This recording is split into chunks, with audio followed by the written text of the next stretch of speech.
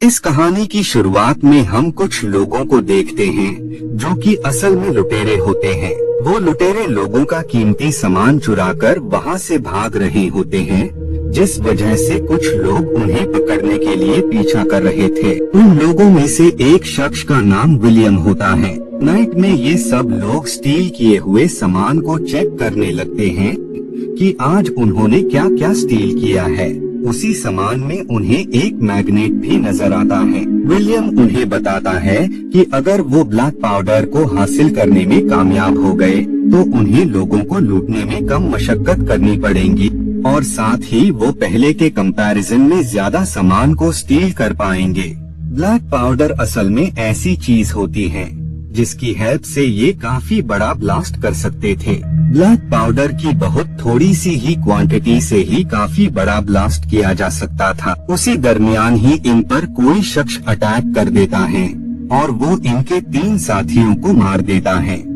लेकिन इससे पहले कि वो विलियम पर अटैक करता, उससे पहले ही विलियम उसका हाथ काट देता है। वहाँ पर मौजूद किसी भी शख्स को समझ नहीं आ रहा था कि आखिर ये किस जीव का हाथ है, इसीलिए वो उस हाथ को अपने पास रख लेते हैं ताकि वो किसी और शख्स से इस बारे में सवालात कर सकें। नेक्स्ट डे ये सब के सब ब्लैक पाउडर की सर्च में निकल जाते हैं और काफी लंबा सफर तय करने के बाद ये सब the great wall of China में आ जाते हैं। वहाँ पर उन्हें काफी सारे सोल्जर नजर आते हैं। वो सोल्जर जब उन्हें नोटिस करते हैं तो वो वहाँ पर काफी सारे एरोज मारकर उनका वे ब्लॉक कर देते हैं, जिसके बाद में वो उन सब लोगों को पकड़कर उनके लीडर के पास लाते हैं। वो लोग जब उनके स्टील किए हुए सामान को देखने लगते हैं तो उन्हें वहाँ पर किसी जीव का हाथ नजर आता है, जिसे देखकर वो लोग काफी घबरा जाते हैं। वो विलियम से सवालात करते हैं कि आखिर उनके पास ये कहाँ से आया, जिस पर विलियम उन्हें बताता है कि नाइट में किसी अजीब से जीव ने उन पर अटैक कर दिया था, जिस वजह से उसने खुद को प्रोटेक्ट करने के लिए उस पर अटैक किया था। उसे वो क्रीचर तो नहीं मिला होता है, लेकिन हाँ उसने वो हाथ अपने पास रख लिया था ताकि वो किसी भी शख्स से इसके बारे में पता कर सके। उन लोगों के दरमियान ये सब बातें हो ही रही होती हैं कि तभी वहाँ पर सोल्जर आ जाता है और वो सबको बताता है कि उन जीवों ने फिर से अटैक कर दिया है। इस बात से वो लोग काफी ज्यादा घबरा जाते हैं क्योंकि वो जीव थे ही इतने डेंजरस और काफी ज्यादा पावरफुल। बाद में वो सोल्जर उन लोगों को ऊंचाई से फेंक कर खत्म करना चाहते थे। विलियम उन लोगों से काफी सवालात करता है कि आखिर उन क्रीचर्स के आने से वो लोग इतना ज्यादा पैनिक क्यों हो रहे हैं, जबकि उन लोगों के पास तो काफी बड़ी आर्मी है। इस आर्मी की हेल्प से वो अपने अपोनेंट को तो बस चंद पलों में ही हरा सकते हैं। इधर वो क्रीचर उन लोगों पर अटैक कर देते हैं, जिस वजह से उन लोगों के दरमियान फाइट स्टार्ट हो जाती है। ह्यूमंस और वो क्रीचर्स एक दूसरे पर काफी ज्यादा अटैक कर रहे होते हैं, लेकिन इस जंग में वो क्रीचर्स ह्यूमंस के कंपैरिजन में इतना ज्यादा पावरफुल थे कि ह्यूमंस इतनी कोशिशों के बावजूद भी उन्हें डिफीट नहीं कर पा रहे होते हैं। उन क्रीचर्स में एक फीमेल क्रीचर थी जो कि उन सबकी लीडर होती है। वो जीव वॉल पर चढ़ जाता है और वो वहाँ पर मौजूद लोगों को मारकर विलियम की तरफ बढ़ने लगता है। उसी दरमियान ही वहाँ एक और शख्स आकर इनकी जंजीरें खोल देता है। बाद में विलियम वेपन से उन पर अटैक कर देता है और वो वहाँ पर मौजूद 3 क्रीचर्स को मार डालता है। ये देखकर उनकी फीमेल लीडर सभी क्रीचर्स को वापस लौटने का हुक्म देती है, जिस वजह से ये सब लौट जाते हैं। लीडर विलियम से काफी ज्यादा खुश होता है क्योंकि उसने इंडिविजुअल ही 3 जीवों को मार गिराया था, लेकिन इसके साथ ही लीडर काफी ज्यादा स्ट्रेस में भी होते हैं क्योंकि उन्हें पता था कि अब वो क्रीचर्स और भी ज्यादा तादाद में आएंगे और वो अपने मरे हुए साथियों का रिवेंज लेंगे। नेक्स्ट डे विलियम और उसका दोस्त लीडर के पास आते हैं। लीडर उन लोगों का तहे दिल से शुक्रिया अदा करता है। वो विलियम से सवालात करते हैं कि जैसे वो बाकी वेपन्स का अच्छे से यूज कर सकता है, वैसे ही क्या वो एरो का भी यूज कर सकता है। हैरत की बात होती है कि विलियम बाकी वेपन्स की तरह तीरंदाजी में भी माहिर होता है। बाद में विलियम उस शख्स के पास जाता है जिसने उसकी हेल्प की होती है। वो शख्स उन्हें बताता है कि जब सारे लोग उन क्रीचर्स को रोक रहे होंगे तो उसी दरमियान ही हम ब्लैक पाउडर लेकर यहाँ से भाग जाएंगे। विलियम और उसके फ्रेंड को ये आइडिया काफी ज्यादा पसंद आता है और वो इस पर भी एग्री हो जाते हैं। दरअसल ये जो शख्स होता है वो भी काफी वक्त पहले ब्लैक पाउडर की सर्च में चाइना आया था और तब से लेकर आज तक वो यहीं पर रह रहा था।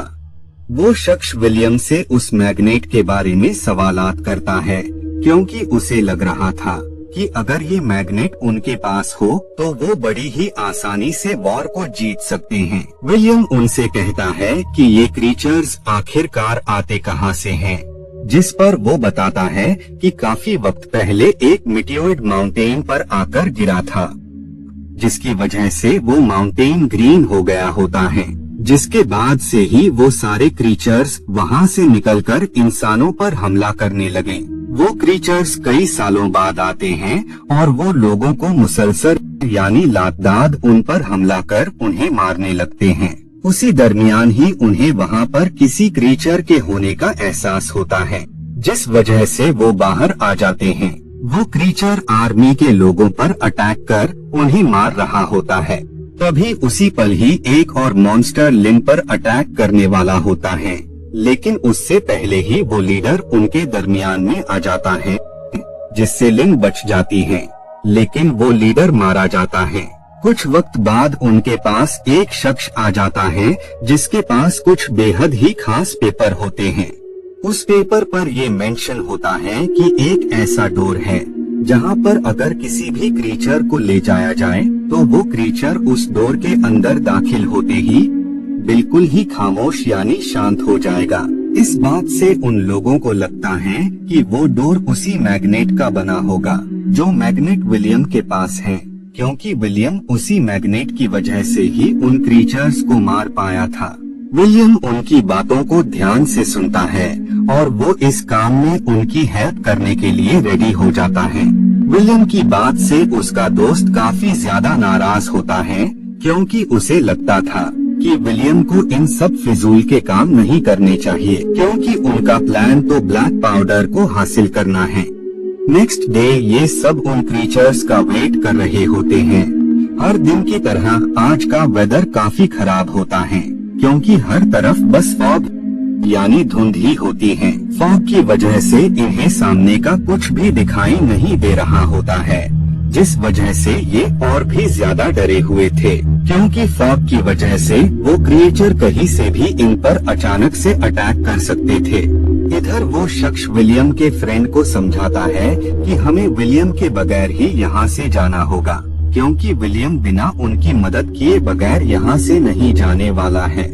इधर सडनली ही वहाँ पर क्रिएचर्स आ जाते हैं और वो उन लोगों पर अटैक कर देते हैं, जिस वजह से उन लोगों के दरमियान फाइट स्टार्ट हो जाती है।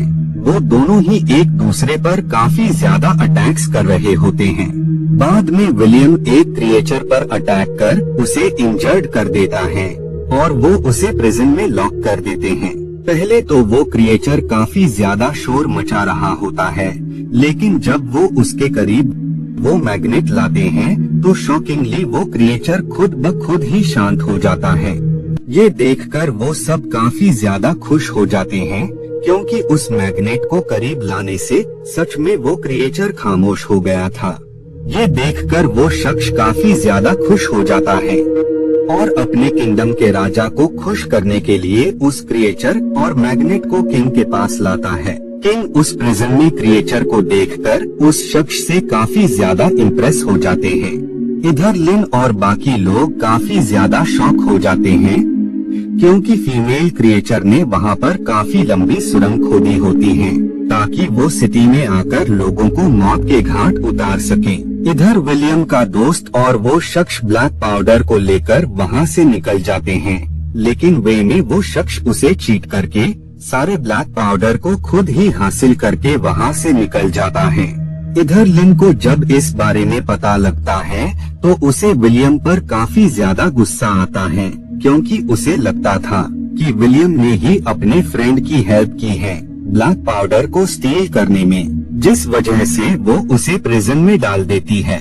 बाद में वो लोग उस प्लेस पर पहुंचते हैं जहां पर वो क्रिएचर अटैक करने वाले होते हैं। बाद में वो क्रिएचर वहां आकर उन लोगों पर अटैक कर देते हैं, जिस वजह से उन लोगों के दरमियान फाइट स्टार्ट हो जाती है।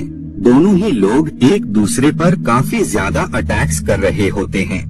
इधर वो शख्स जैसे ही मैग्नेट को दूर लाता है तो वैसे वो क्रीचर अपने सेंसेस में आ जाता है, जिस वजह से वो उसी पल ही अपने फीमेल लीडर से संपर्क बनाकर उन्हें अपनी लोकेशन के बारे में बता देता है, जिस वजह से वो क्रीचर बाकी क्रिएचर्स को लेकर उस प्लेस पर आ जाती हैं।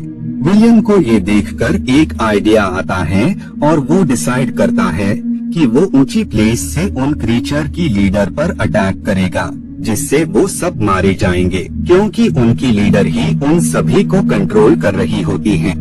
विलियम जैसे ही उस लीडर पर अटैक करने की कोशिश करता तो वैसे ही लीडर के जितने भी गार्ड्स थे वो उस वेपन को लीडर के करीब पहुंचने से पहले ही डिस्ट्रॉय कर देते थे, जिस वजह से लिन और विलियम एक साथ मिलकर अटैक करते हैं। पहले वाले वेपन को रोकने उसके गार्ड्स जाते हैं, लेकिन दूसरे वाले ब्लैक पाउडर को फीमेल लीडर जैसे ही बुझाने की कोशिश करती हैं, वैसे ही वो ब्लास्ट कर जाता है, जिस वजह से लीडर मारी जाती है। उसके मरते ही सारे क्रीचर्स भी खत्म हो जाते हैं। बाद में लिन उन दोनों का शुक्रिया अदा करने लगती हैं, जिसके बाद ये लोग वहाँ से निकल जाते हैं। और इसी के साथ ही ये मूवी यहीं पर एंड हो